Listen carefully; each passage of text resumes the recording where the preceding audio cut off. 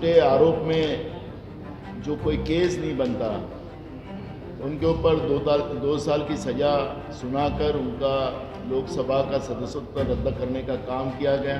ललित मोदी, नीरव मोदी, ये जो लोग हैं भगोड़े, जिन्हें हमारे देश की जनता का पैसा लूट कर भागे हैं, उनके बारे में उनको चोर कहा है। वो कहते हैं कि बैकवर्ड को आपने अपमान किया है। नमस्कार, मेरा नाम प्रेम है और आप लाइव स्ट्रीम देख रहे हैं। राहुल गांधी की संसद की सदस्यता खत्म कर दी गई है। उसके बाद सियासत है वो देश का काफ़ी तेज है। आपको बता दें, आज बिहार में महाराष्ट्र के प्रदेश अध्यक्ष पहुंचे कांग्रेस के, और उनका कहना है कि ललित मोदी और नीरव मोदी को चोर बोले थे, ना कि पूरे देश को, जनता को। उतना ही नहीं, उनका कहना है कि एक झूठा केस में राहुल गांधी को फंसाया गया है। आपको बता दें, जो नाना पटोले हैं महाराष्ट्र के प्रदेश अध्यक्ष, उनका कहना है कि जिनको चोर है उनको चोर बोले हैं, तो क्या गलत किया है, क्या कुछ कह रहे हैं नाना पटोले, ठीक देखिए आप इस वीडियो में। जैसे शुरुआत में यहाँ पे कहा गया है कि संवैधानिक व्यवस्था बचाना यह हमारे लिए सबसे बड़ा मुद्दा है। और आज हम देश में गए 9 साल की जो सरकार जो आई है नरेंद्र मोदी जी की और बीजेपी की, ये सरकार ने जिस तरह से संवैधानिक व्यवस्था को तहस-नहस करने का जो प्लान बनाया और वो उस तरह का काम को हमेशा आगे बढ़ाते जा रहे हैं, हम सब लोग देख रहे हैं। आपने देखा होगा कि अदानी जो है, जिसके बारे में राहुल जी ने पार्लियामेंट में भी अपनी भूमिका रखी, रास्ते में भी रखी कि आखिर अदानी जी को इतना प्यार मोदी जी का क्यों है, अदानी और मोदी जी का रिश्ता क्या है। कई मुद्दे, और पार्लियामेंट जब चल रहा है तो कई मुद्दे राहुल जी अदानी और मोदी जी के बारे में रखना चाहते थे, और यही बात नरेंद्र मोदी जी को पता चली। एक झूठे आरोप में जो कोई केस नहीं बनता, उनके ऊपर 2 साल की सज़ा सुनाकर उनका लोकसभा का सदस्यत्व रद्द करने का काम किया गया। सवाल ऐसे है कि देश के एयरपोर्ट, 6 एयरपोर्ट, देश के महत्वपूर्ण जो एयरपोर्ट है वो अदानी जी को दिए गए। उसके नियम ऐसे हैं कि मिनिमम अगर प्राइवेटीकरण उन लोग कर रहे हैं तो एक व्यक्ति को 2 ही दे सकते हैं, लेकिन जो देना है वो अदानी को दिया जा रहा है। वो एयरपोर्ट हो गया, समंदर के पोर्ट है, वो भी 6 पोर्ट उनको दिए गए अदानी को, और ये पोर्ट जो है वो भी महत्वपूर्ण थे। आपको याद होगा कि मुंद्रा जो पोर्ट है गुजरात में, उससे कई बार बड़े पैमाने में ड्रग जो लाए गए हैं, कुछ समय वो मिले भी हैं, 3 बार वो पकड़े गए हैं। आज पूरे देश की युवाओं को बर्बाद करने की व्यवस्था उस पोर्ट के माध्यम से की जा रही है। नशीली चीज़ें लाकर देश की युवाओं को बर्बाद करने का पाप नरेंद्र मोदी और अदानी मिलकर कर रहे हैं। ये भी आप सब लोगों ने आपने देखा है।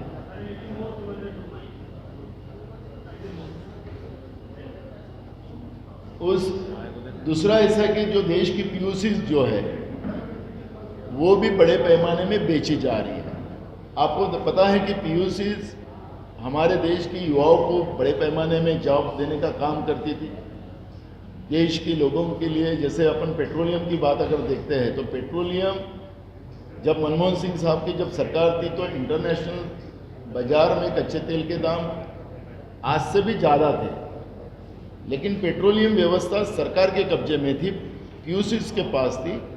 लोगों को कम दर में, दाम में पेट्रोलियम व्यवस्था प्राप्त हो, सरकार के तिजोरी पे उसका अगर बर्डन आ भी गया, लेकिन लोगों को कम दाम में चीज़ें मिलना चाहिए। ये काम डॉक्टर मनमोहन सिंह साहब के सरकार में हुआ।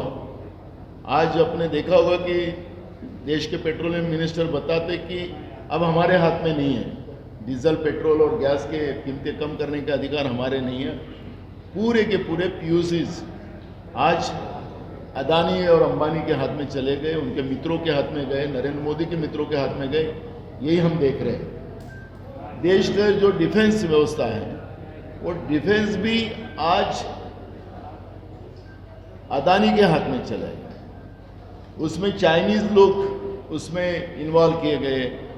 राहुल जी ने उसमें प्रश्न भी किया कि ये चाइनीज व्यक्ति कौन है।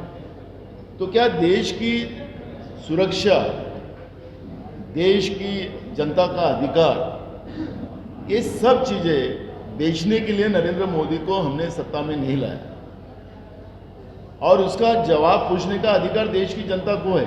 अपोजिशन पार्टी कर कांग्रेस को तो ज़्यादा है, और हमारे नेता राहुल गांधी जी ये सवाल उनको पूछ रहे थे।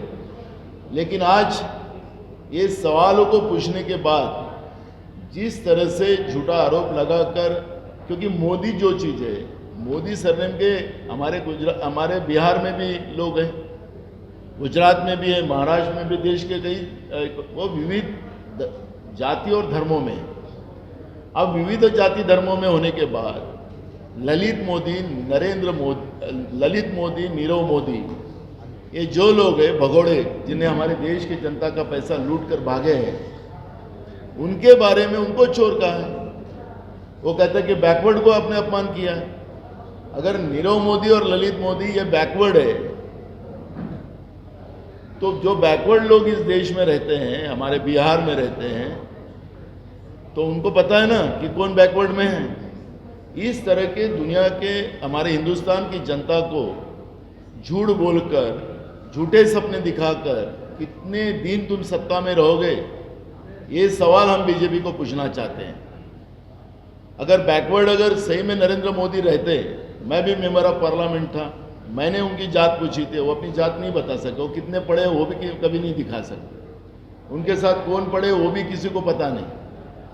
और इस तरह से झूठ मूठ का एक देश के प्रधानमंत्री लोगों को झूठ मूठ की बातें बताकर देश के लोगों को गुमराह कर रहे हैं। और जिस राहुल गांधी के परिवार ने, पंडित जवाहरलाल नेहरू जी से लेके तो राजीव गांधी तक, उस परिवार ने हमेशा इस देश को समर्पण से और अपनी पूरी ताकत के साथ, बलिदान के साथ इस देश को दिया है। हमारा संविधान कहता है कि माइनॉरिटी हो, शेड्यूल कास्ट हो,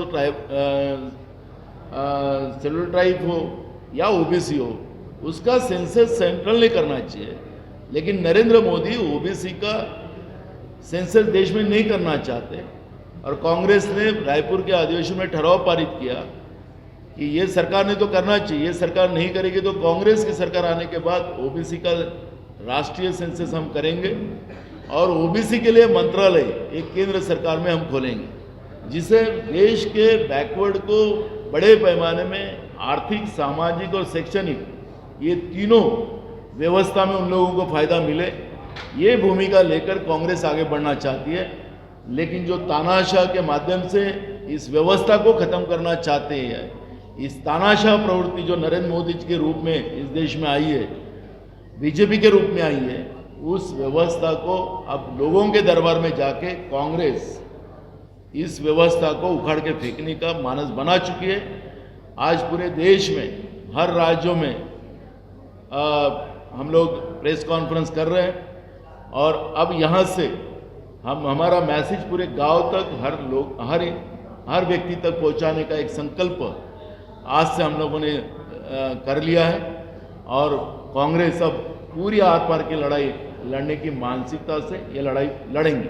तो आप कांग्रेस के प्रदेश अध्यक्ष महाराष्ट्र के नाना पटोले के सुन रहे थे। उनका साफ तौर पे कहना है कि ये केंद्र की सरकार दोहरी राजनीति करती है। जातिगत जनगणना की बात हुई थी, अब तक क्यों नहीं करवाए हैं। उतना ही नहीं, नरेंद्र मोदी हैं, उन पर भी उन्होंने सवाल खड़ा कर दिया है कि ये कहते हैं कि हम पढ़े लिखे हैं, पर किनके साथ पढ़े हैं, कहाँ पढ़े हैं, कोई अता पता नहीं है। देखिए, तो कहीं ना कहीं प्रधानमंत्री नरेंद्र मोदी को लेकर भी जो कांग्रेस के महाराष्ट्र के प्रदेश अध्यक्ष हैं नाना पटोले, वो काफ़ी कुछ कह रहे थे। बाकी की तमाम खबरों के लिए बने रहे लाइव स्टडी के साथ। लाइव स्टडी को सब्सक्राइब नहीं किया, सब्सक्राइब कीजिए। हमारे फेसबुक पेज को लाइक करना बिल्कुल न भूलें। धन्यवाद।